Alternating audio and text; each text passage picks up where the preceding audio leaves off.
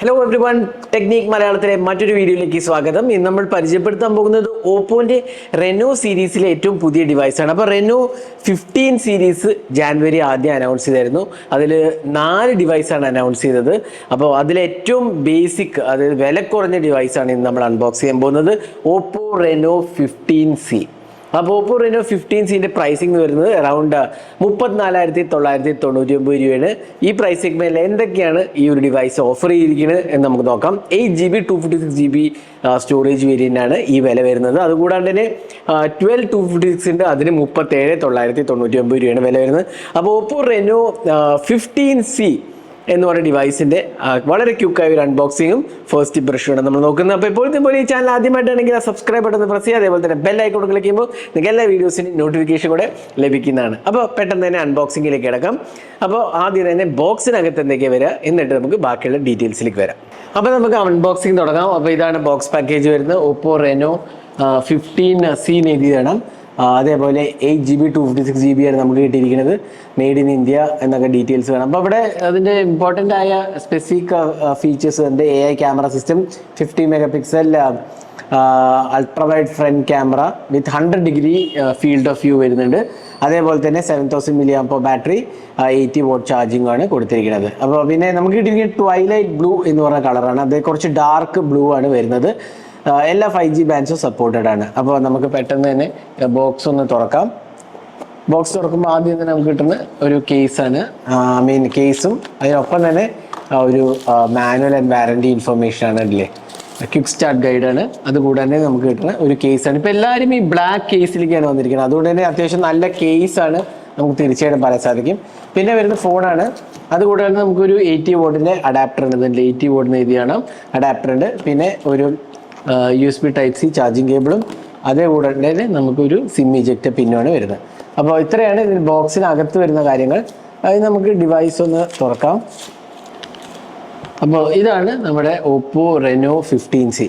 അപ്പോൾ ഇതാണ് twilight blue എന്ന് പറഞ്ഞ കളർ, ഒരു ഡാർക്ക് ബ്ലൂയിഷ് കളറാണ്. കണ്ടില്ലേ, ലുക്കിലൊക്കെ അടിപൊളിയാണ്. അതിന് ഓപ്പോൻ്റെ ബ്രാൻഡിങ് കാണാം. ഇതൊരു ഗ്ലാസ് ലൈക്ക് ഫിനിഷ് ആണ്, ഗ്ലാസ് ഫിനിഷ് അല്ല, ഗ്ലാസ് ലൈക്ക് ഫിനിഷാണ്.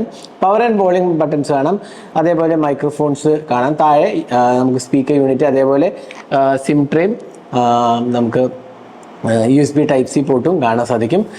ഇൻഹാൻഡ് എക്സ്പീരിയൻസ് ഒക്കെ നല്ലതായിട്ട് എനിക്ക് തോന്നുന്നു. അറൗണ്ട് 195 ഗ്രാംസും 8.2 mm അടുത്താണ് ഇതിൻ്റെ തിക്നെസ് വരുന്നത്. അപ്പോൾ അതൊക്കെ ഡെഫിനറ്റ്ലി നല്ലൊരു കാര്യമാണ്. കാരണം നല്ല fit and finish build quality, അതേപോലെ IP68 IP69 റേറ്റിംഗ് ഒക്കെ ഉണ്ട്. അതൊക്കെ ഡെഫിനറ്റ്ലി നല്ല കാര്യങ്ങളായിട്ട് തന്നെ പറയേണ്ടതാണ്.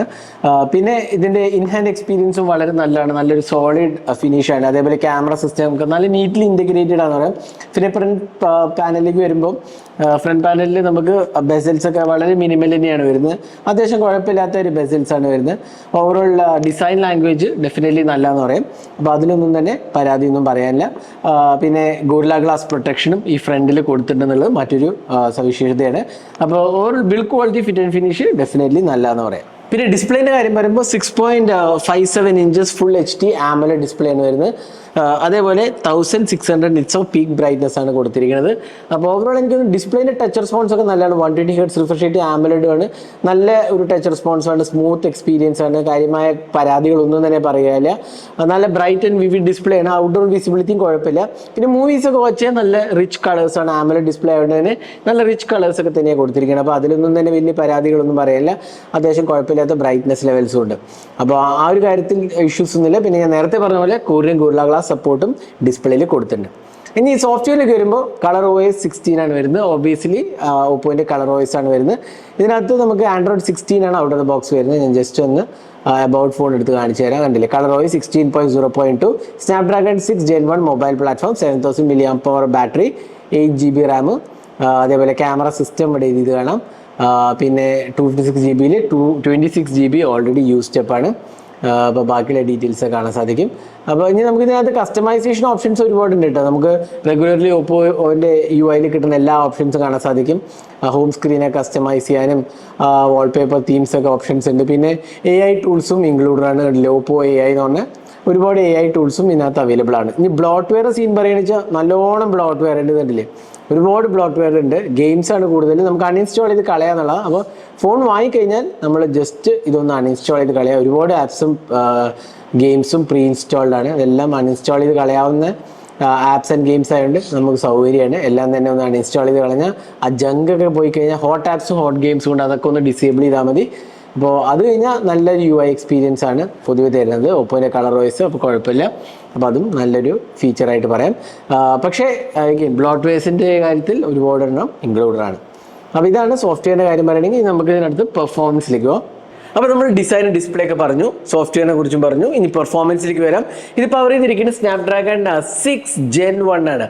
സത്യം പറഞ്ഞാൽ ഈ ഫോൺ ഇറങ്ങിയ സമയത്ത് ഞാനിത് സ്നാപ്ഡ്രാഗൺ 6 Gen 1 കേട്ടപ്പോൾ സത്യം പറഞ്ഞാൽ ഒന്നും കൂടെ എടുത്ത് നോക്കി. അതിൽ മാറ്റമൊന്നും ഇല്ലല്ലോ എന്നല്ല, ഞാൻ വായിച്ച് തെറ്റിപ്പോയതല്ലല്ലോ എന്നൊന്ന് എടുത്ത് നോക്കി. ഈ സ്നാപ്ഡ്രാഗൺ 6 Gen 1 പ്രത്യേകത എന്താ വെച്ചാൽ 4 വർഷം മുമ്പേ ഇറങ്ങിയ ഒരു ചിപ്പാണ്. അതായത് എൻ്റെ ഓർമ്മ ശരിയായി 2021 ആ കാലഘട്ടത്തിൽ ഇറങ്ങിയ ഒരു ചിപ്പാണ്.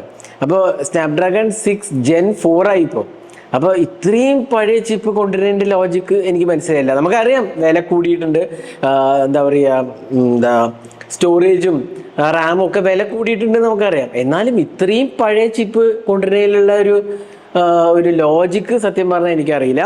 LPDDR4X റാമും UFS 3.1 ഉണ്ട്, അറ്റ്ലീസ്റ്റ് അത് കൊടുത്തിട്ടുണ്ടെന്ന് പറയാം. 3.1 ഉണ്ട്. ഇത് വളരെ ഒരു ഓൾഡ് ചിപ്പാണ്. അതുകൊണ്ട് തന്നെ ഇതിൻ്റെ ഒരു പ്രോബ്ലം വരുന്നത് വെച്ചാൽ ഇമേജ് പ്രോസസ്സിങ്. അത് ഒരു പഴയ കാലത്തെ ഇമേജ് പ്രോസസ്സിങ് ആണ് വരുന്നത്. അതാണ് അതിലൊരു പോരായ്മ. വേറൊരു പോരായ്മ പവറിൻ്റെ കാര്യം മാത്രമല്ല നമ്മൾ ചിപ്പ് കൊണ്ട് ഉദ്ദേശിക്കുന്നത്. അതിനകത്തുള്ള ISP, ക്യാമറേൻ്റെ ISPയും വളരെയധികം ഇമ്പോർട്ടൻസ് വരുത്തുന്നുണ്ട്. കാരണം ആ ഒരു പ്രോസസ്സിങ് അൽഗോരിതം നമുക്ക് ഈ ഒരു 2026 കിട്ടില്ല എന്നുള്ളതാണ് അതിൻ്റെ വേറൊരു പ്രോബ്ലം.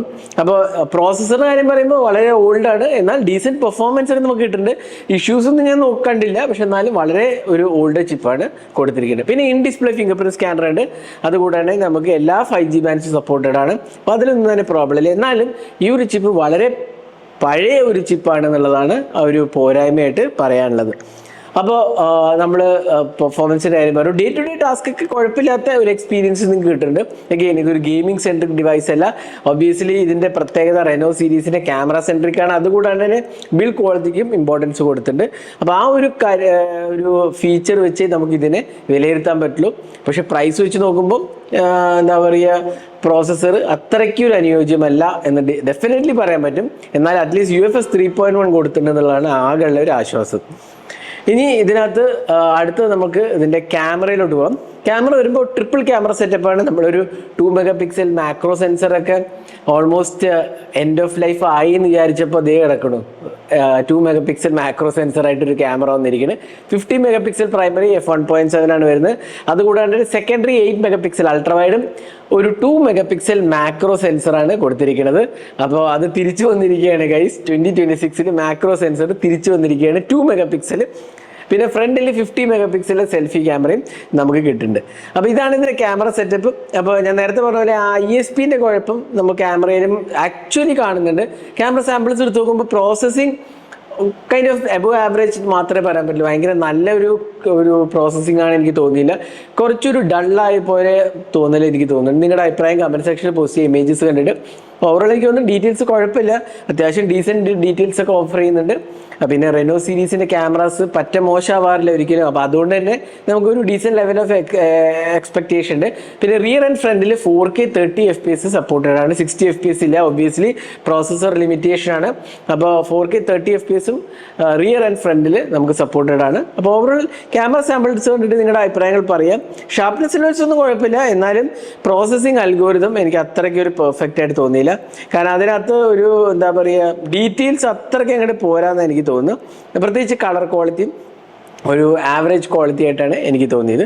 നിങ്ങളുടെ അഭിപ്രായങ്ങൾ കമൻറ്റ് സെക്ഷനിൽ പോസ്റ്റ് ചെയ്യാൻ മറക്കരുത്. ഇനി ബാറ്ററിയിലേക്ക് വരുമ്പോൾ 7000 mAh ബാറ്ററി, അത് അത്യാവശ്യം നല്ല കപ്പാസിറ്റി, അത്യാവശ്യം നല്ല കപ്പാസിറ്റിയാണ്. 80 watt സൂപ്പർ ഹൂക്കാണ് ചാർജിങ് കൊടുത്തിരിക്കുന്നത്. അപ്പോൾ അതും കുഴപ്പമില്ല, ഫാസ്റ്റായിട്ട് ചാർജ് ചെയ്യാനും പറ്റും. 7000 mAh ബാറ്ററി ഉണ്ടാവുന്നുണ്ടെങ്കിൽ നമുക്ക് നല്ലൊരു ബാറ്ററി ലൈഫ് എക്സ്പെക്ട് ചെയ്യാം. അതിൽ പരാതികളൊന്നും തന്നെ എനിക്ക് പറയാനില്ല, കാരണം നല്ല ബാറ്ററി കപ്പാസിറ്റിയും നല്ല ചാർജിങ് സ്പീഡുമാണ് കൊടുത്തിരിക്കുന്നത്. അപ്പോൾ നമുക്ക് ഡെഫിനറ്റ്ലി ഒരു ദിവസത്തിലേറെ ബാറ്ററി കിട്ടും എന്നുള്ളതിൽ ഒരു സംശയമില്ല. അപ്പോൾ ഇതായിരുന്നു റെനോ 15C വളരെ ക്വിക്കായ ഒരു അൺബോക്സിംഗ് അതിൻ്റെ ഫസ്റ്റ് ഇംപ്രഷനും. ഇതിൻ്റെ വില നേരത്തെ പറഞ്ഞ പോലെ 8256 34,999 രൂപയാണ്. അതേപോലെ 12256 37,999 രൂപയാണ്. അപ്പോൾ ഈ ഒരു വിലയ്ക്ക് ഇത് വർത്ത് ആണോ ഇല്ലയോ എന്നുള്ളത് നിങ്ങൾ കമൻറ്റ് സെക്ഷനിൽ പോസ്റ്റ് ചെയ്യുക. എനിക്ക് തോന്നുന്നു ഡെഫിനറ്റ്ലി പ്രോസസ്സറാണ് ഇതിൻ്റെ ഏറ്റവും വലിയ പോരായ്മയായിട്ട് എനിക്ക് തോന്നുന്നത്. ക്യാമറസ് ഒക്കെ പിന്നെ നമുക്ക് അഡ്ജസ്റ്റ് ചെയ്യാം. പ്രോസസ്സർ 4 വർഷത്തിലേറെ പഴക്കമുള്ള ഒരു പ്രോസസ്സർ കൊണ്ടുവന്നതിൽ എനിക്ക് ഒട്ടും തന്നെ യോജിപ്പില്ല എന്ന് വേണമെങ്കിൽ പറയാം. അപ്പോൾ ഇതായിരുന്നു എൻ്റെ ഒരു അഭിപ്രായം. നിങ്ങളുടെ അഭിപ്രായങ്ങൾ കമൻറ്റ് സെക്ഷനിൽ പോസ്റ്റ് ചെയ്യാൻ മറക്കരുത്. അപ്പോൾ ഇതേപോലത്തെ കൂടുതൽ ടെക് വീഡിയോസിനായി ചാനൽ സബ്സ്ക്രൈബ് ചെയ്യുക. Thanks for watching. Hope to see in next video. Have a great day.